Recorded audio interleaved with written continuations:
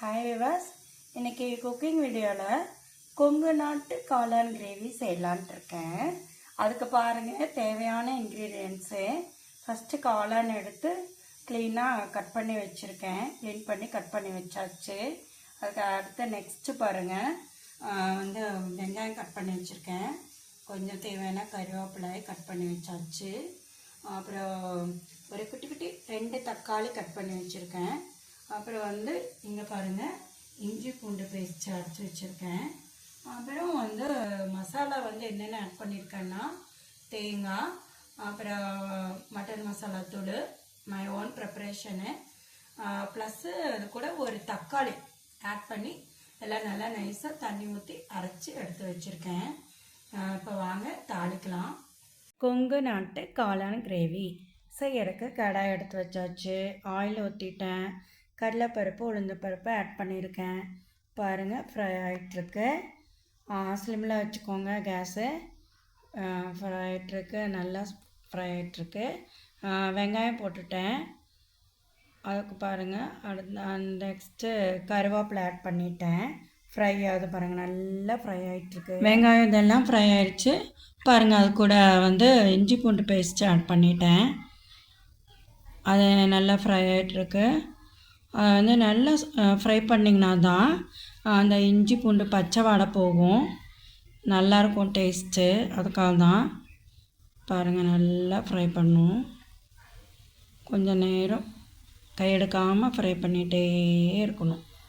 நல்லா ஃப்ரை பண்ணி வச்சு பாருங்கள், சூப்பராக ஆகிட்டுருக்கு. அப்படியே எங்கள் சேனலுக்கு லைக் அண்ட் சப்ஸ்கிரைப் பண்ணி வச்சுக்கோங்க. பாருங்கள், தக்காளி ஆட் பண்ணிட்டேன். பாருங்கள், தக்காளி ஆட் பண்ணிட்டோம். அது கூடவே கொஞ்சமாக சால்ட் ஆட் பண்ணியிருக்கேன்.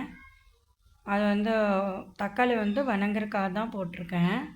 பாருங்கள், வீடியோ ஸ்கிப் பண்ணாமல் பார்த்துட்டே வாங்க. அப்போ தான் ஸ்டெப் பை ஸ்டெப்பாக நான் சொல்கிறது புரியும். அப்படியே நாங்கள் போடுற அடுத்தடுத்த வீடியோவும் பார்க்க முடியும். லைக் அண்ட் சப்ஸ்கிரைப் பண்ணினீங்கன்னா தான் பண்ணி வச்சுக்கோங்க. பாருங்கள், காளான் கட் பண்ணி வச்சுருந்தாங்களா க்ளீன் பண்ணி, அது கூடவே ஆட் பண்ணிட்டேன். பண்ணி வச்ச காளானை அப்படியே பாருங்கள் ஃப்ரை ஆகிட்டுருக்கு. நல்லா பாருங்கள், காளான் சுத்தமாக க்ளீன் பண்ணி எடுத்துருக்கோம். நல்லாயிருக்கும் பாருங்கள், நல்லா இருக்குது. இது கிரேவி செம்மையாக இருக்கும், கொங்கு நாட்டு கிரேவி. பாருங்கள், நாங்கள் மசாலா அரைச்சி வச்சுருக்கோம் இல்லைங்களா, அது கூடவே ஆட் பண்ணிட்டேன். கொஞ்சம் கெட்டியாகவே இருக்கட்டுங்க, கம்மியான தண்ணி ஊற்றிக்கோங்க. காளான் கொஞ்சம் குயிக்காகவே உங்களுக்கு வெந்து வந்துடும். ரொம்ப தண்ணியெல்லாம் சேர்க்க தேவையில்லை. கொங்கு நாட்டு மறுபடியும் கொஞ்சம் நான் உப்பு ஆட் பண்ணியிருக்கேன்.